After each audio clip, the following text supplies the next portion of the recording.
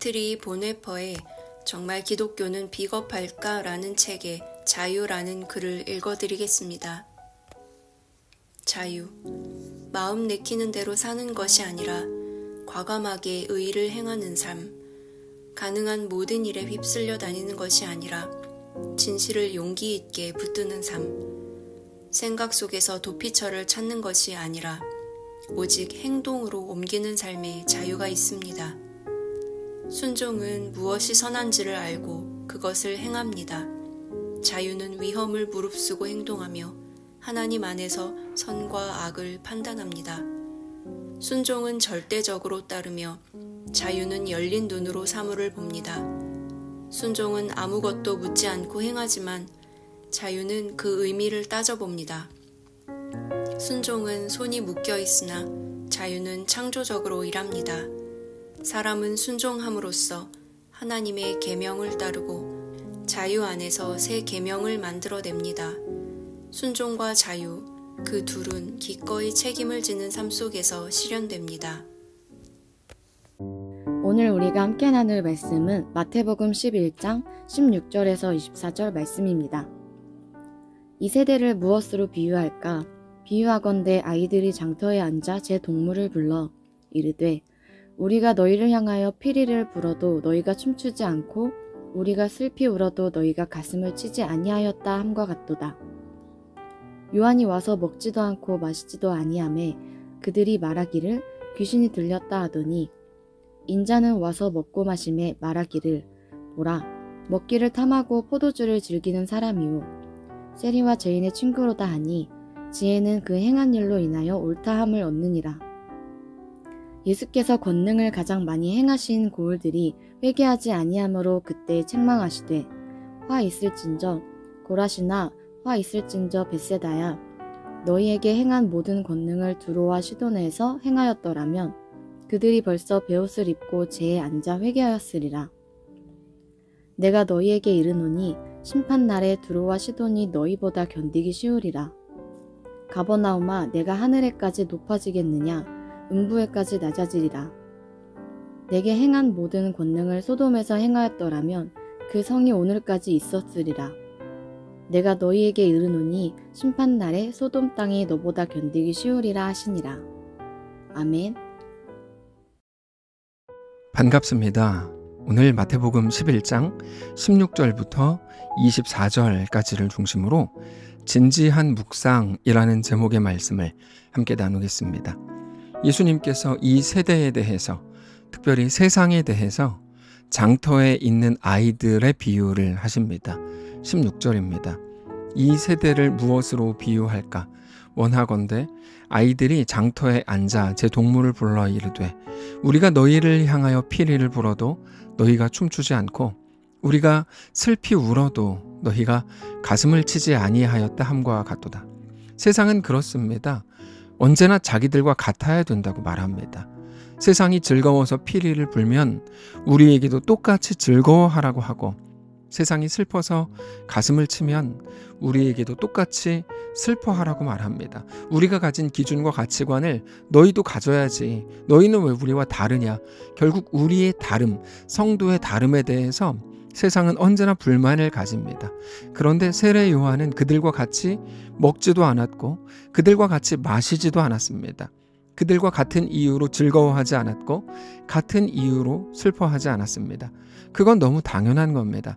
믿는 것이 다르기 때문에 같은 것을 보고 같은 것을 들어도 전혀 다르게 보고 다르게 느낄 수 있는 겁니다. 그러자 사람들은 요한을 보고 미쳤다고 말했고 악한 영이 들었다고 말했습니다. 반대로 예수님에 대해서는 먹고 마시는 방탕한 사람이라고 비난했습니다. 18절입니다. 요한이 와서 먹지도 않고 마시지도 아니하매 그들이 말하기를 귀신이 들렸다 하더니 인자는 와서 먹고 마심에 말하기를 먹기를 탐하고 포도주를 즐기는 사람이요 세리와 죄인의 친구로다 하니 지혜는 그 행한 일로 인하여 옳다함을 얻느니라. 어떻게 하라는 걸까요? 자기들과 다르면 다르다고 하고 비슷한 모습처럼 보이면 또 욕을 하더라는 거죠. 그러니까 그들은 사실은 그냥 싫은 겁니다. 그냥 마음에 안 드는 겁니다. 세상이 그렇습니다. 세상은 늘 하나님을 반대합니다. 그러면서도 자기들과 같은 뜻을 품어주기를 요구합니다. 그래서 세상은 넓은 길입니다. 세상에 동조하고 그 가치관대로 살기 시작하면 외롭지 않습니다. 친구가 많습니다. 모두가 쉽게 받아들입니다. 그러나 신자는 예수님의 말씀처럼 좁은 길을 걷고 좁은 문으로 들어갑니다. 그 길은 좁고 협착해서 찾는 이가 없고 그래서 외롭고 그래서 만만치 않습니다. 그러나 우리는 어디에 생명이 있는지 무엇이 하나님이 원하시고 요구하시는 길인지를 잘 알고 있기 때문에 좁고 협착한 길로 걷는 겁니다. 그래서 결국 우리의 어떠함이 아닌 겁니다. 우리는 늘 우리가 조금만 세상에 대해 더 잘하면, 세상에게 조금만 더 선하게 하면, 아주 조금만 이번만 타협을 해주면, 조금만 더 신앙을 융통성 있게 하면 그러면 전도도 더 잘 되고 교회도 부흥하고 세상 사람들도 우리를 향해서 너그러울 거라고, 그런데 교회가 잘못해서 전도가 안 된다고 생각하고 그렇게 말하는 사람들을 자주 만나게 되지만 성경을 보면 그런 문제가 아니라는 걸 알게 됩니다. 상황과 시대에 따라서 믿음이 달라지는 게 아닙니다. 우리는 어떤 상황, 어떤 시대, 어떤 자리에서도 하나님 중심, 말씀 중심, 예배 중심의 삶을 살아야 합니다. 그게 우리의 사명입니다. 그런데 그 순전한 신앙이 아닌 상황에 따라서 적당히 타협해가면서 좋은 게 좋다는 식으로 사람들에게 인정받고 지역사회에도 칭찬받고 싶은 그런 식으로 살았던 지역들이 있었습니다. 예수님께서는 그들에 대해 무섭게 경고하십니다. 20절입니다. 예수께서 권능을 가장 많이 행하신 고을들이 회개하지 아니하므로 그때에 책망하시되 화 있을진저 고라시나 화 있을진저 벳세다야, 너희에게 행한 모든 권능을 두로와 시돈에서 행하였더라면 그들이 벌써 베옷을 입고 제에 앉아 회개하였으리라. 내가 너희에게 이르노니 심판날에 두로와 시돈이 너희보다 견디기 쉬우리라. 가버나움아, 너가 하늘에까지 높아지겠느냐? 음부에까지 낮아지리라. 너에게 행한 모든 권능을 소돔에서 행하였더라면 그 성이 오늘까지 있었으리라. 내가 너희에게 이르노니 심판날에 소돔 땅이 너보다 견디기 쉬우리라 하시니라. 우리는 예수님의 여러 말씀들 중에서 특별히 이 말씀을 기억해야 합니다. 여전히 기독교라는 이름으로 종교 장사를 하는 사람들이 너무 많기 때문입니다. 그들은 기적이 일어나는 것, 사람들이 많이 모여드는 것, 내가 원하던 것을 얻어내는 것이 복이요 은혜라고 주장합니다. 그러나 예수님이 계시던 당시에 그게 고라신, 벳세다, 가버나움 이런 지역이었는데 실제로 그들은 예수님으로부터 가장 좋은 혜택들을 많이 얻었던 지역들입니다. 가장 기적을 많이 경험했고 엄청난 권능을 맛보았던 지역들입니다. 그래서 엄청나게 모여들었습니다. 그런데 예수님께서는 그들에게 심판을 선포하십니다. 그들은 그저 자기들의 유익을 위해 예수님의 능력을 구했던 것에 불과했던 것이기 때문입니다. 우리는 기적이 일어나면, 놀라운 환상을 보고 엄청난 일을 겪으면 대단하게 변화되고 엄청난 영적 유익이 있을 거라고 생각하지만 그럴 일은 없습니다.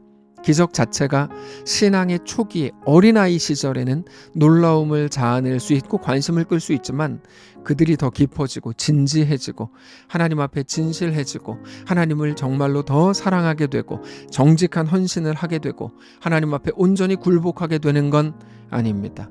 우리가 신앙생활을 할 때 우리에게 꼭 필요한 게 무엇일까요? 얼마나 놀라운 기적을 맛보고 어떤 응답을 받았는가가 아니라 오늘 내가 하나님 앞에 굴복하는 자가 되었는가의 문제입니다. 결국 그 진지함, 그 말은 순간적인 상황과 환경에 좌우되지 않는다는 말입니다. 깊은 묵상이 있게 되는 것이죠. 지난 수요일에 나누었던 것처럼 우리 앞에 있는 상황을 보고 그 상황에 대한 어떤 평가와 판단을 하기 전에 우리는 하나님을 먼저 깊이 묵상할 수 있어야 합니다.